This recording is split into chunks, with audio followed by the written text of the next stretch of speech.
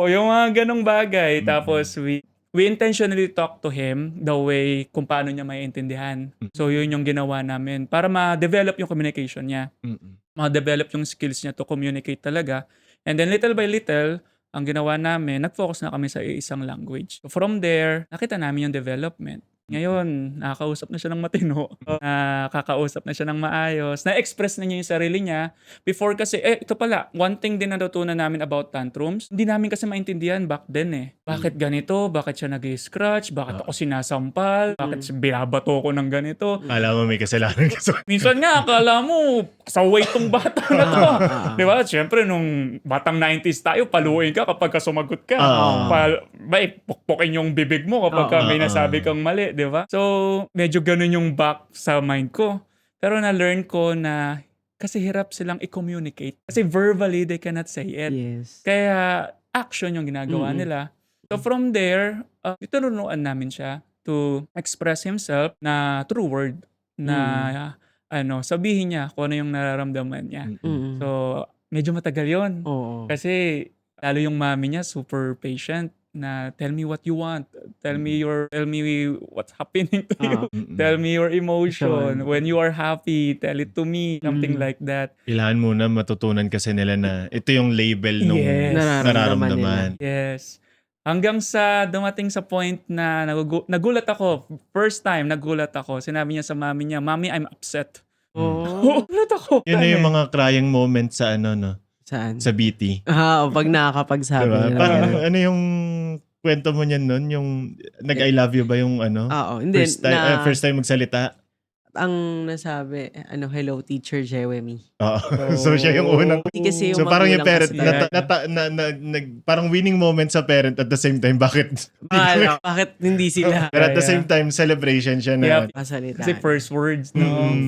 First sentence. So, ang una niya, na-express niya na upset siya. Yun yung unang emotion na na-label niya. Oo. Kasi during that time, sunod-sunod kasi yung tantrums niya. Sunod-sunod yung sa language natin, yung pagbawala niya. Sunod-sunod talaga.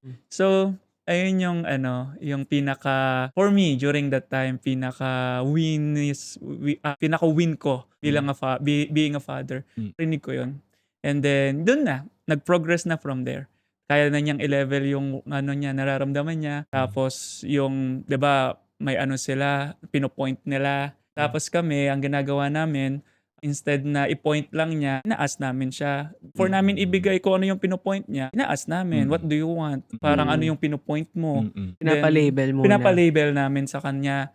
Doon na nangyari na little by little, nagsasabi na siya, "Daddy, I want cold water.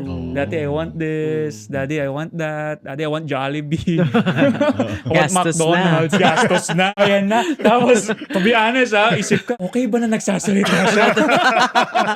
Napaisip ka na. Pero, of course, Siyempre, iba yon. Iba yung Tapos bilang a father, yun tayo you want to provide what he needs. You want to provide what he wants. So, ganun na. Yun na yung naging dynamics namin during that time.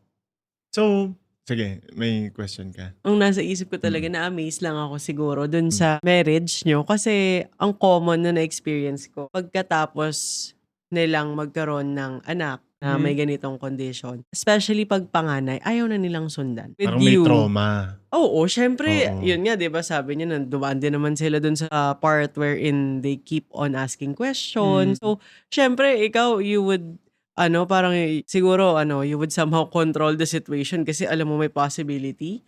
Ganyan.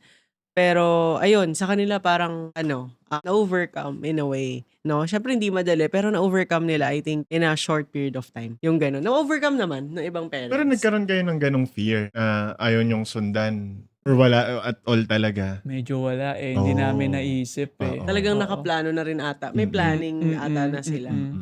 So, that's good din talaga, I think you're very much ready rin talaga dun sa pinasok niyo, sir.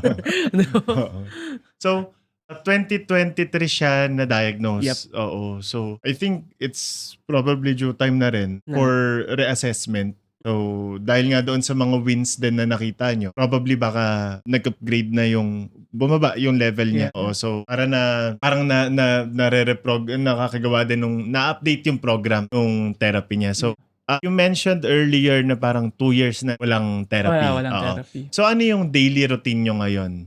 Or syempre, dire-diretso kahit na walang therapy. Oo. So daily routine,